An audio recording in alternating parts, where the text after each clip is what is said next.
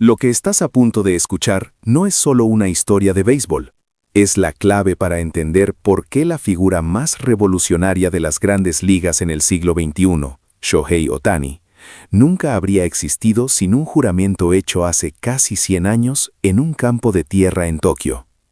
Es la verdad incómoda de que, a pesar de la rica historia estadounidense del deporte, el béisbol en Japón, la Nippon Professional Baseball, representa la manifestación más pura, disciplinada y, francamente, más espectacular del juego en la tierra. Hemos pasado décadas hablando de béisbol de costa a costa en Estados Unidos, pero hemos ignorado un mercado que es un universo cultural en sí mismo, ubicado a más de 10.000 kilómetros del Fenway Park. Nuestro primer gran contacto con esta potencia oriental se remonta a 1964 con Masanori Murakami, un prodigio adolescente que debutó con los Gigantes de San Francisco.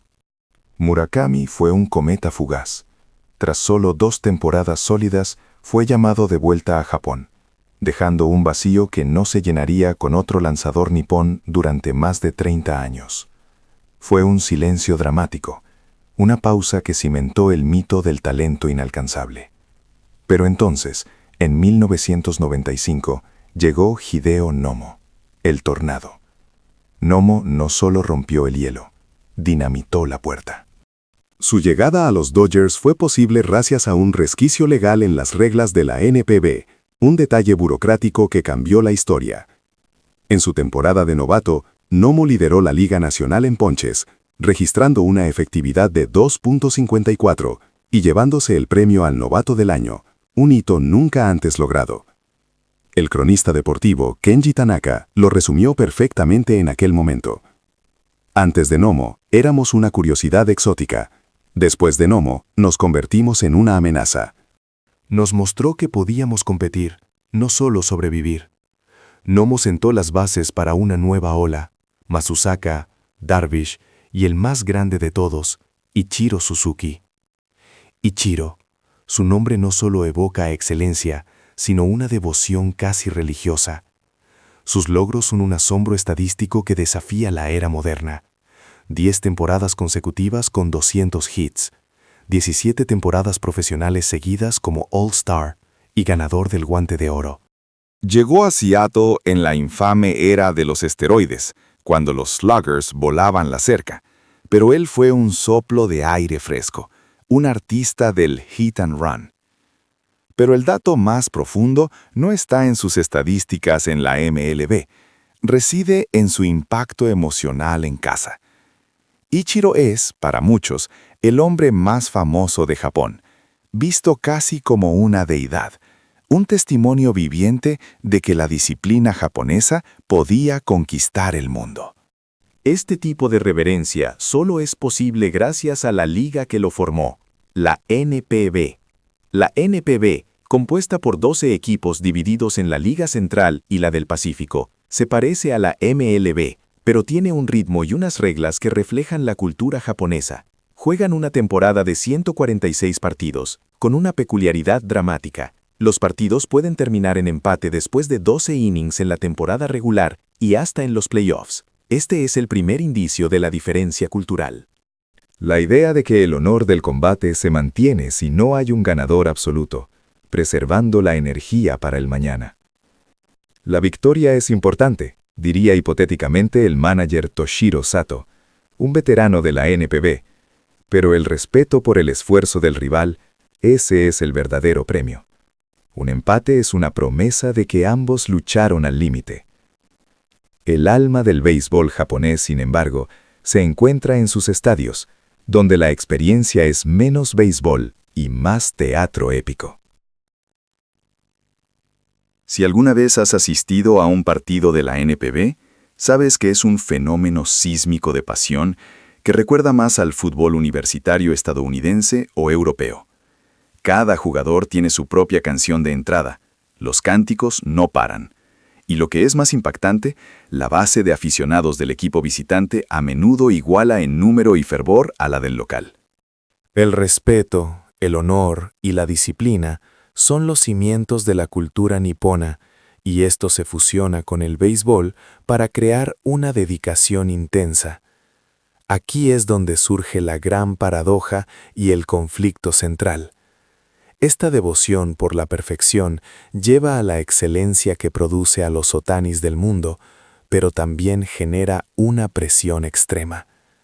Recuerdo las palabras de Yoshitomo Tsutsugo, quien, al firmar con los Rays de Tampa Bay, señaló una crisis en el béisbol juvenil. Tsutsugo declaró: «He visto a niños que aman el béisbol abandonarlo por el entrenamiento excesivo o por jugar lesionados. El enfoque, incluso a edades tempranas, está en ganar, no en la educación del futuro del niño». Muchos observadores occidentales saltarían a acusar esto de explotación, pero si se entiende la filosofía, se comprende la forja.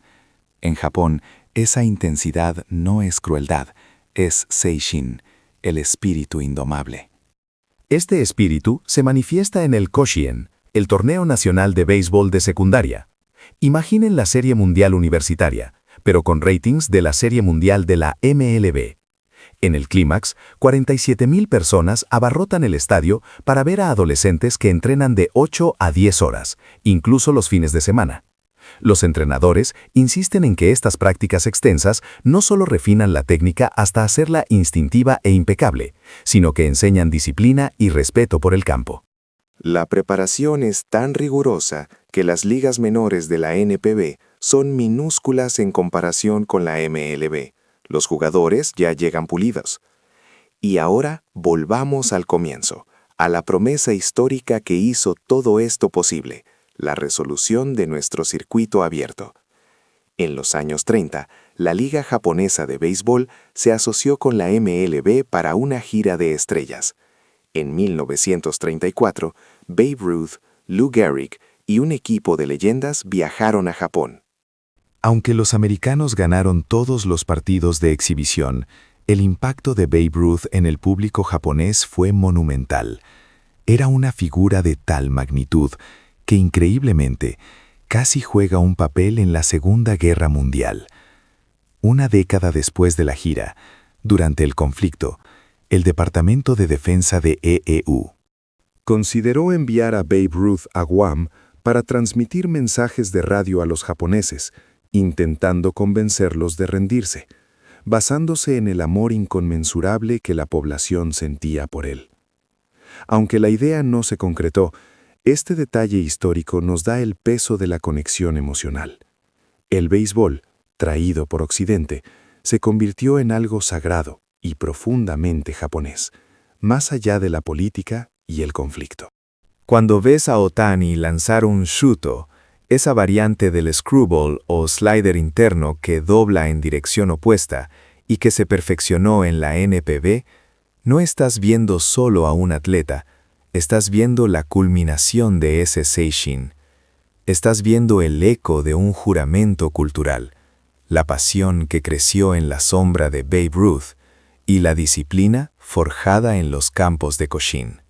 El béisbol japonés no es una liga menor, es una fábrica de genios, y su influencia, desde el Gyro Ball hasta la reverencia de Ichiro, ha cambiado el juego global para siempre. Así que sí, el béisbol japonés es increíble, y la razón es simple. Para ellos no es solo un juego, es el pináculo del honor nacional manifestado en un diamante. Ahora, el viaje transcontinental sigue. ¿Será Cuba o República Dominicana el próximo destino que exploraremos? Deja tu voto abajo, pero recuerda lo que aprendimos hoy. El verdadero béisbol a veces se juega a 12 horas de diferencia horaria.